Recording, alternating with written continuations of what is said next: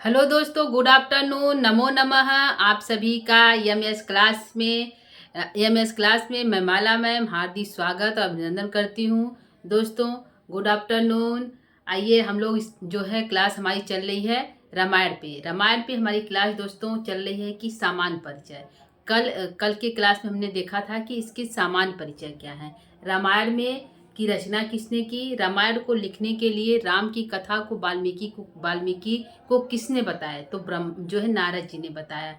और जो है राम की कथा लिखने के लिए यानी कि रामायण को लिखने के लिए किसने मोटिवेट किया, तो हमारे जो है ब्रह्मा जी ने मोटिवेट किया, यानी उन्हीं के कहने पर वाल्मीकि ने रामायण लिखना जो स्टार्ट किया, रामायण लिखा। ठीक है। और रामायण में किस रस का प्रयोग किया गया है, तो रामायण में जो है करुण करुण रस का प्रयोग किया गया है। तो इसमें जो है ये जो घटनाएं कि किस कांड में कौन सी घटनाएं घटी, तो कांडो जो है कांड, जैसे बाल कांड में कौन सी घटना घटी, यानी कि कार्तिकेय का जन्म किस कांड में हुआ है, मतलब रामायण के किस कांड में हुआ, ऐसा प्रश्न पूछा जाता है। तो कार्तिकेय का जन्म रामायण के जो है बाल कांड में हुआ है। ठीक है, गंगा अवतरण हुआ है, मतलब कार्तिकेय जन्म गंगा अवतरण से कार्तिकेय का जन्म जो है बाल कांड में होता है। ठीक है। और जो है इसी में एक कथानक है कि बाल जो है भागीरथी की तपस्या और जो है गंगा का पृथ्वी लोक पर आना किस कांड में है, तो यह भी हमारे बाल कांड में है। ठीक है दोस्तों, तो यह कांडों से प्रश्न पूछे जाएंगे, जैसे कि यहाँ बाल कांडों के अयोध्या कांड में कौन सी घटना घटी।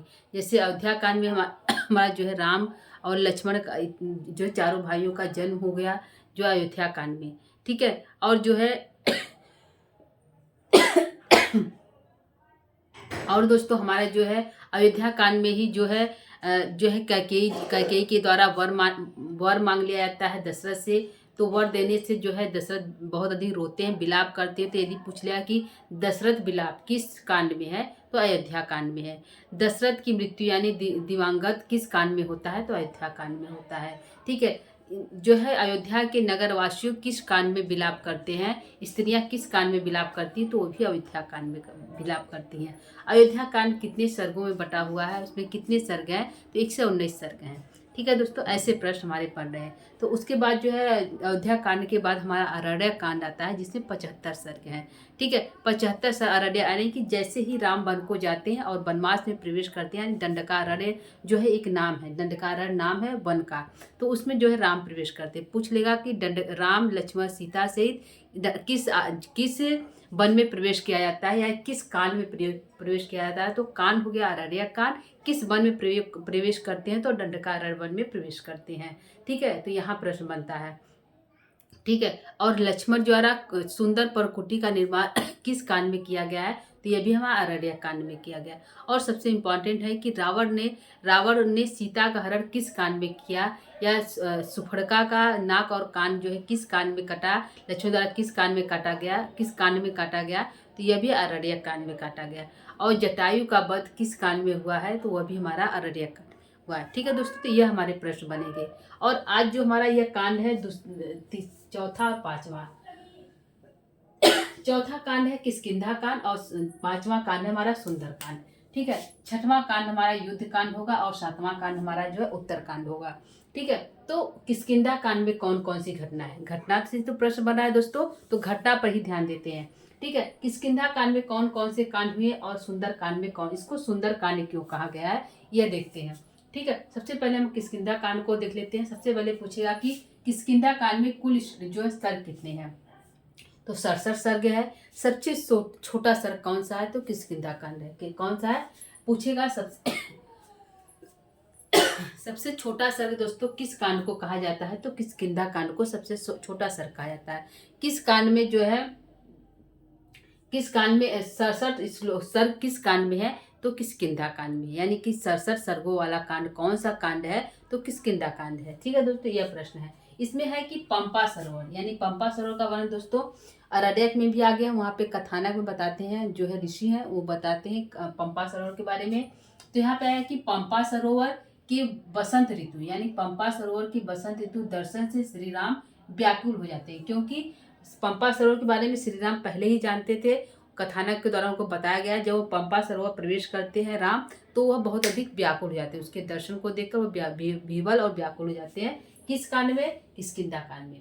पंपा सरोवर के बसंत ऋतु दर्शन से श्री राम की व्याकुलता, यानी कि ये भी पूछ सकता है कि बस किष्किंधा कांड का जो प्रवेश, किष्किंधा कांड का जब वर्णन होता है तो किस ऋतु का उसमें वर्णन किया गया है? तो बसंत ऋतु का वर्णन किया गया है। ये भी प्रश्न बन सकता है। ठीक है दोस्तों, तो पंपा सरोवर के बसंत ऋतु दर्शन से श्री राम व्याकुल होते किस कांड में? किष्किंधा कांड में।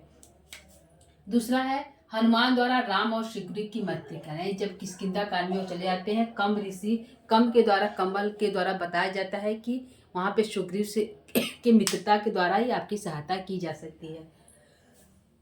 तो किष्किंधा जब आते हैं राम, इस पर्वत पे आते हैं, पंपा सरोवर के पास आते हैं बसंत ऋतु में, तो वहाँ पे हनुमान द्वारा राम की सुग्रीव से मित्रता, यानी हनुमान की भेंट होती है और हनुमान लेकर जाते हैं सुग्रीव से, उनकी भेंट कराते हैं, मित्रता कराते हैं कि ये सुग्रीव है, उनसे मैत्री करा देते हैं। तो पूछेगा कि हनुमान द्वारा राम और सुग्रीव की मैत्री किस कांड में है?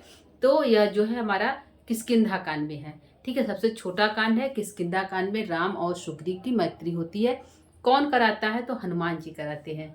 ठीक है, अगला है राम द्वारा बाली का वध या तार का वध, यानी कि राम जो है, यदि पूछा राम द्वारा बाली का वध किस कांड में होता है?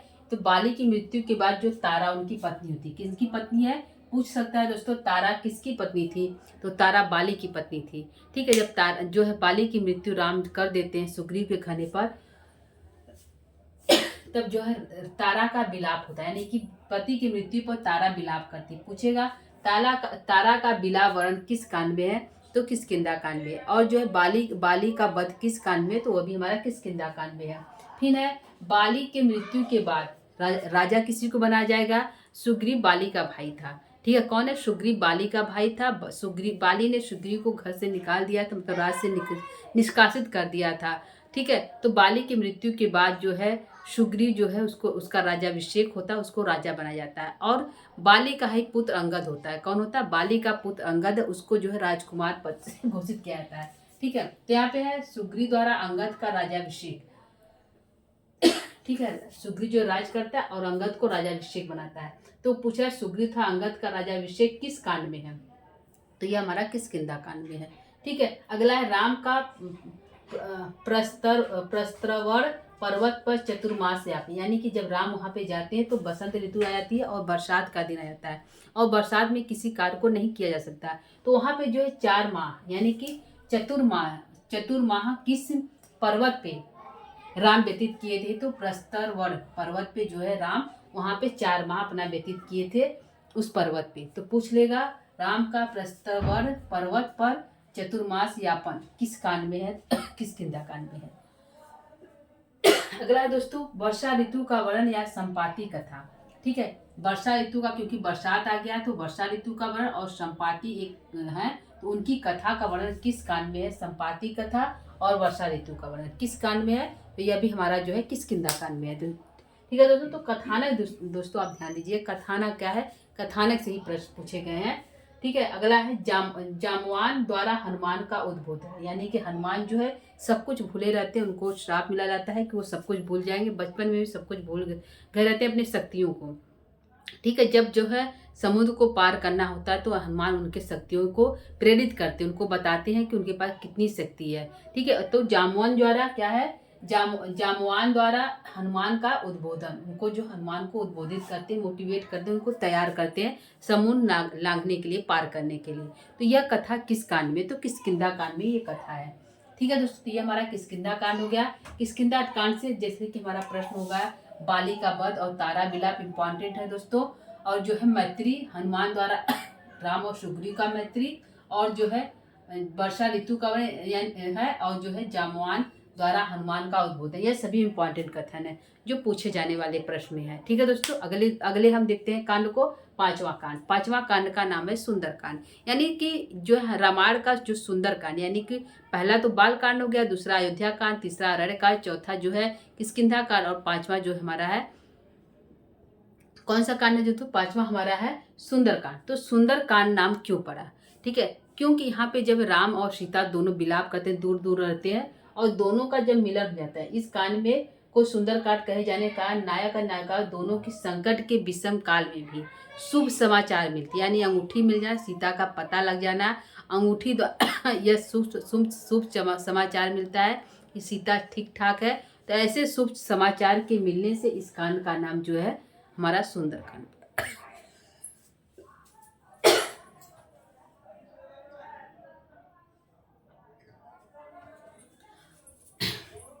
ठीक है दोस्तों। तो और जो है इस कांड की अगर पूछेगा सुंदर कांड का नायक कौन, यानी रामायण के नायक तो राम है, ठीक है, नायिका सीता है। यदि पूछेगा सुंदर जो कांड है उसके नायक कौन है, तो हनुमान जी, क्योंकि सारी जो कार्य करते हैं, सभी जो कार्यों करते हैं हनुमान जी करते हैं। सीता का पता लगाना, समुद्र लांघकर पार जाना, उस पार जाना, सीता का खोज करना, अशोक वाटिका में सीता रहती है यह पता लगाना, अशोक वाटिका को विध्वंस करना, ठीक है, ये सभी जो घटनाएं हैं हमारा जो सुंदरकांड में होता है। और सुखद समाचार, सीता का पता लगाकर सुखद समाचार वापस सकुशल राम के पास लौट आ जाना और सीता का कथन को बताना, यह सभी कार्य जो है सुंदरकांड के अंतर्गत आता है। इसीलिए सुख समाचार मिलने के कारण इस कांड का नाम पड़ गया हमारा क्या, सुंदरकांड पड़ गया। ठीक है दोस्तों। तो हम देखते हैं इसमें क्या क्या कथानक है, क्योंकि कथानक ही प्रश्न के लिए इम्पोर्टेंट है। कथाएं देखते हैं कि सुंदरकांड में कौन कौन सी घटनाएं घटी।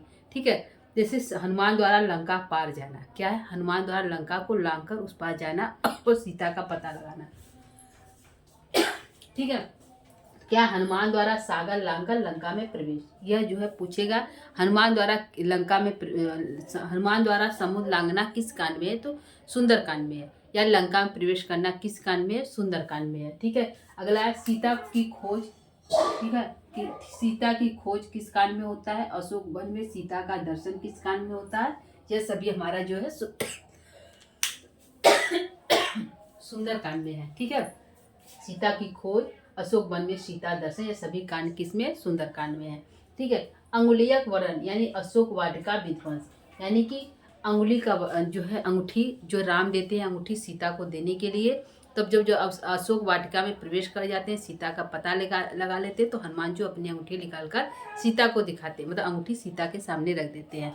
तो अंगुली का वर्ण जो अंगुली को माने अंगूठी का वर्ण होता है, अशोक वाटिका को विध्वंस कर देते हैं, उसको नाश कर देते हैं। ठीक है, तो पूछेगा कि अशोक वाटिका विध्वंस और अंगुलियक यानी अंगूठी का वर्ण किस कांड में है, तो सुंदरकांड में है। ठीक है, अच्छा कुमार वध, जो रावण का पुत्र होता है अच्छा कुमार, उसका वध कर देते हैं। तो अच्छा कुमार का वध किस कांड में है, तो यह भी हमारा सुंदरकांड में है।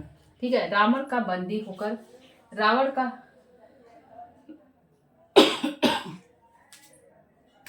हनुमान का बंदी होकर रावण सभा में जाना, यहाँ रावण का बंदी नहीं, हनुमान का बंदी होकर क्या होगा, हनुमान का बंदी होकर रावण सभा में जाना किस कांड में है, तो सुंदरकांड में। विभीषण द्वारा दूत वध निषेध, यानी कि हनुमान जो है रावण जो है हनुमान क्योंकि दूत रूप में बनकर जाते हैं, उनका वध करना चाहते हैं, रावण करना चाहता है, तो जो विभीषण उनका निषेध बताते हैं कि दूतों का वध नहीं किया जाता। तो किसके द्वारा, जो पूछेगा विभीषण द्वारा, किसके द्वारा जो है दूतों का जो वध निषेध होता है, यह कौन बताया था, विभीषण ने बताया था। किस कांड में बताया था, सुंदरकांड में। तो यहाँ पे है विभीषण द्वारा दूत वध निषेध है, मानी मना है, गलत है, मतलब नहीं होता, यह संभव नहीं है कि दूत किसी दूसरे देश या राज्य से आए दूत का वध नहीं किया जाता है। यह किसके द्वारा कहा जाता है, तो विभीषण के द्वारा कहा जाता है। किस कांड में, सुंदरकांड में।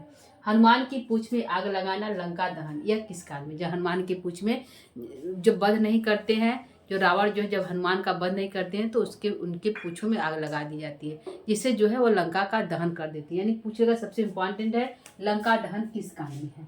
ठीक है, सबसे इम्पोर्टेंट है कि लंका दहन किस कांड में है, तो लंका दहन हमारा जो है सुंदरकांड में है। सुंदरकांड में ही लंका को विध्वंस कर देते हैं, नाश करते हैं, जला देते हैं। पहले तो उन्होंने वाटिका को, अशोक वाटिका का नाश किया, उसके बाद जो है लंका में आग लगा दी। तो पूछ लेगा हनुमान की पूंछ में आग किस कांड में लगा।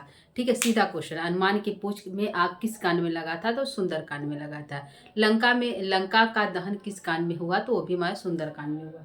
ठीक है, हनुमान का लौटना तथा बानरों का मधुवन घर्षण, हनुमान का पुनः जो वापस लौटकर राम के पास आना, यह किस कांड में है, तो सुंदरकांड में। यानी कि हनुमान का जो है समुद्र लांघकर उस पार जाना, सीता का पता लगाना, लंका को लंका में आग लगाना, लंका में आग लगाना, अशोक वाटिका को विध्वंस करना, सीता की खोज करना, राम की अंगूठी को देना और सकुशल वापस राम के पास आ जाना, यह सारी घटनाएं जो है सुंदरकांड में घटित होती है। ठीक है। राम को हनुमान द्वारा सीता की चूड़ी मणि दिया है, यानी कि राम जो है अंगूठी देते हैं सीता को दिखाने के लिए, सीता राम को अपनी चूड़ा मणि देती है राम को दिखाने के लिए। ठीक है, तो राम को हनुमान द्वारा सीता की चूड़ी मणि दिया जाना, सीता का वृतांत सुनाना, यह किस कांड में है? तो यह भी हमारा सुंदर कांड में है। ठीक है, तो यह जो है इसका सुंदर कांड इसीलिए नाम पड़ा क्योंकि जो है इस कांड कहे जाने का नायक और नायिका दोनों की संकट की विषम काल, दोनों संकट में थे। राम सीता की खोज कर रहे थे, सीता जो रावण के पास थी, बंधक के रूप में थी। तो दोनों का जो है काल जो था विषम था। फिर भी इस विषम काल में शुभ समाचार यह मिलता है कि सीता का पता लग जाता है कि रावण के पास सीता है।